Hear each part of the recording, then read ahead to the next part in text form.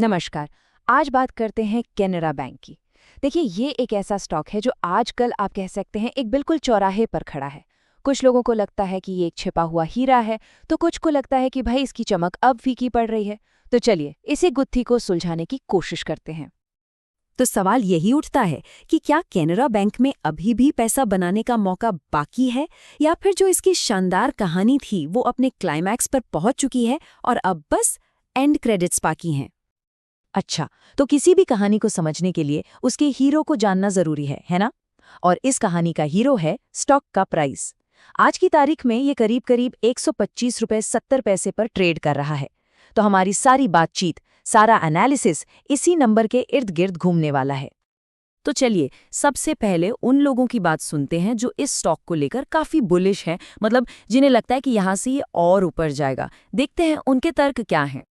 तो देखिए, जो सबसे पहला और सबसे तगड़ा पॉइंट है ना, वो है इसका वैल्यूएशन। इसका पीई रेशियो सिर्फ 6.7 के आसपास है और प्राइस टू बुक रेशियो 1.1 के करीब। अब इसका मतलब क्या हुआ? आसान भाषा में समझे तो अपनी कमाई और अपनी संपत्ति के मुकाबले ये स्टॉक अपने दूसरे साथी बैंकों के मुकाबले काफी सस्ता मिल रहा है। एक आकर्षक डील जैसा लगता है।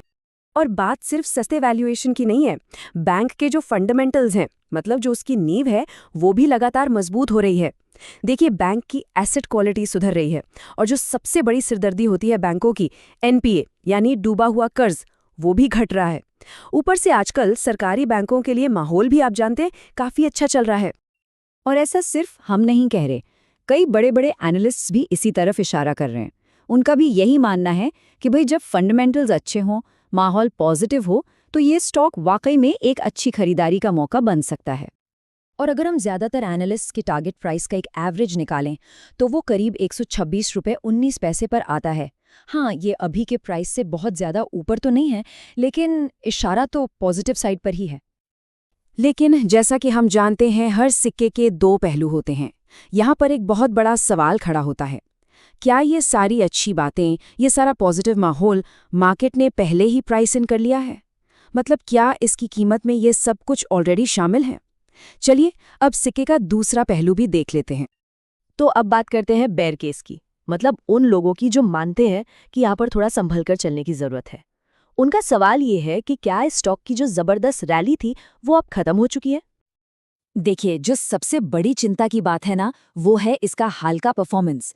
पिछले सिर्फ एक साल में ये स्टॉक 78-79 के लेवल से उठकर आज 125 रुपए के पार पहुंच गया है। ये एक कमाल का रनअप है, इसमें कोई शक नहीं। लेकिन यही तेजी अब कुछ लोगों को डरा भी रही है। तो जो बेयर केस है उसका निचोड़ यही है कि स्टॉक ऑलरेडी इतना भाग चुका है कि अब ये अपने एवरेज टारगेट प्राइस के बिल्कुल करीब खड़ा है। और इसका सीधा सा मतलब ये है कि यहां से ऊपर जाने की जगह यानी अपसाइड कम बची है और रिस्क वो बढ़ गया है। तो ये सोच हमें बताती है कि शायद जिन लोगों ने इसे नीचे के लेवल्स पर खरीदा था, उनके लिए अब प्रॉफिट बुक करने का टाइम आ गया है, क्योंकि यहां से किसी बड़े अपसाइड सरप्राइज की उम्मीद करना थोड़ा मुश्किल लगता है। और रुकिए, कुछ और भी रिस्क हैं जिन पर ध्यान देना जरूरी है।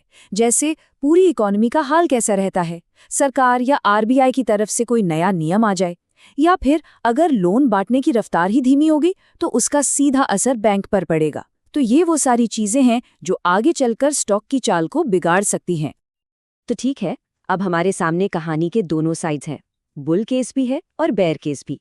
चलिए एक बार फिर इन दोनों को आमने सामने रखकर तौलते हैं और देखते हैं कि कौन ज्यादा वजनदार लगता है। तो ये रही पूरी पिक्चर एक ही फ्रेम में। एक तरफ है मौके जैसे कि सस्ता वैल्यूएशन और बैंक की मजबूत होती सेहत, और दूसरी तरफ है रिस्क कि भाई स्टॉक तो पहले ही बहुत भाग चुका है और हो सकता है कि सारी अच्छी खबरें पहले ही कीमत में आ चुकी हों। तो ये मामला है, एक तरफ मौका और दूसरी तरफ रिस्क वाला। तो आखिर में हम फिर से उसी सवाल पर आकर खड़े हो जाते हैं, क्या कैनरा बैंक यहाँ से एक नया चैप्टर शुरू करने वाला है, या फिर इस किताब का जो बेस्ट पार्ट था वो हम पढ़ चुके हैं? देखिए, इसका कोई सीधा साधा जवाब नहीं है। इसका जवाब हर किसी को अपनी रिसर्च, अपनी समझ और सबसे ज़रूरी अपनी रिस्क लेने की क्षमता के हिसाब से खुद ही ढूंढना होगा।